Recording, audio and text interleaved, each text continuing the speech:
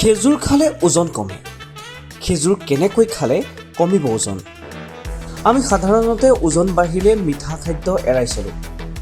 মিঠা যদিও খেজুৰে শৰীৰক তাৎক্ষণিক শক্তি প্ৰদান কৰে। কিন্তু আপুনি জানেনে যে খেজুৰে ওজন হ্ৰাস কৰাত সহায় কৰে? বহুলোকে বিশ্বাস কৰে যে খেজুৰ খোৱাৰ ফলত ওজন বৃদ্ধি হয়, কিন্তু এনে নহয়। খেজুৰে আপোনাৰ ওজন হ্ৰাস কৰাতহে আচলতে সহায় কৰে। অৱশ্যে আপুনি ওজন হ্ৰাস কৰাৰ বাবে কেনেকৈ খায় আৰু কি সময়ত খেজুৰ খায় সেয়াও অতি গুৰুত্বপূৰ্ণ। খেজুৰত আঁহ, প্ৰটিন, লো, মেগনেছিয়াম আৰু আন বহুতো অত্যাৱশ্যকীয় ভিটামিন আৰু খনিজ থাকে। এই পুষ্টিবোৰে আপোনাক ওজন হ্ৰাস কৰাত যথেষ্ট সহায় কৰে। খেজুৰত যথেষ্ট আঁহ থাকে। ইয়াক খোৱাটোৱে পাচন প্ৰক্ৰিয়া শক্তিশালী কৰে। খেজুৰ খোৱাৰ পাছত আপুনি দীঘলীয়া সময়ৰ বাবে ভোক অনুভৱ নকৰে, অৰ্থাৎ আপুনি বহু সময়লৈ খাদ্য নোখোৱাকৈ থাকিব পাৰে।